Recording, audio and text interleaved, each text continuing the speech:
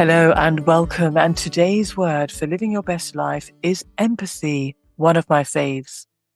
When was the last time somebody truly understood you or showed that they understood you, showed that they cared? And when was the last time that you felt seen or heard or valued? That is the power of empathy, the ability to connect with others by understanding and sharing their feelings.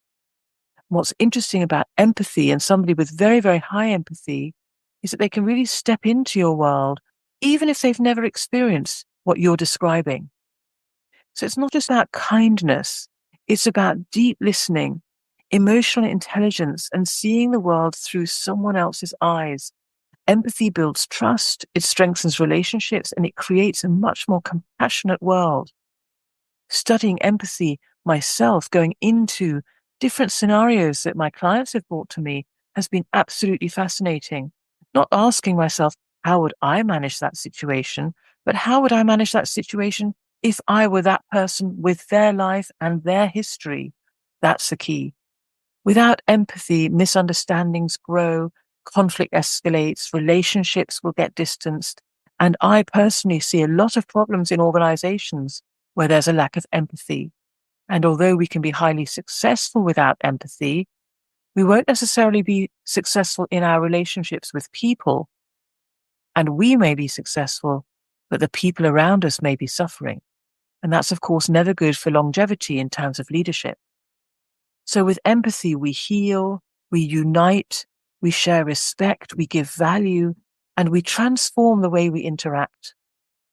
Ask yourself today, please, how can you cultivate deeper empathy in your life? And if you're somebody that's already a very highly empathetic person, your question might be, how can I step back a little from the deep empathy that I feel for people? Because for individuals who are highly empathetic, our challenge is actually not taking on the pain of others into our own energetic world. And that's a different challenge entirely. Princess Diana was known as the People's Princess. Diana used her platform of visibility in the media to really connect deeply with those who were suffering, from holding the hands of AIDS patients. And at that time, that was a magnificent step. People were terrified of AIDS at the beginning. She went all the way to comforting landmine victims. She humanized struggle that many ignored, and she showed that all tiers of life can be empathetic. Fred Rogers, his television show wasn't just entertainment, it was an empathy masterclass. Through gentle conversations and storytelling, he taught generations of children the importance of kindness, emotions, and seeing the world from others' perspectives. And Mahatma Gandhi himself had a principle called ahimsa, which was all about non-violence, and that was rooted in empathy.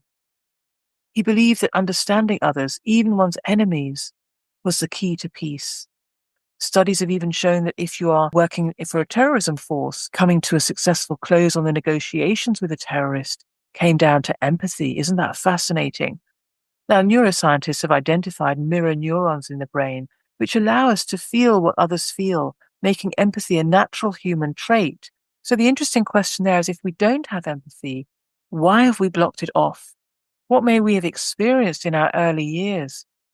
And studies show that empathetic leaders create much more successful workplaces, not only because they foster trust and motivation and collaboration, but because people in their organizations feel safer, more understood, more respected. So 3 things I invite you to play with today around empathy. And number 1 is to practice active listening. Focus fully on the speaker. Without planning your response, just listen. Validate their emotions before offering any advice at all. That validation piece is often missed. Number 2, expose yourself to different perspectives.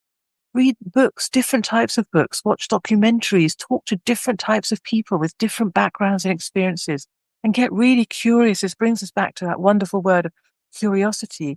Get really curious in why people feel what they feel in different situations and how you might have felt in that situation or not. Just get curious. And then number 3, ask yourself, how would I feel in a situation? And ask yourself that question before judging someone. Take a moment to put yourself in their shoes. And we're going to end today on a quotation by Marcus Aurelius.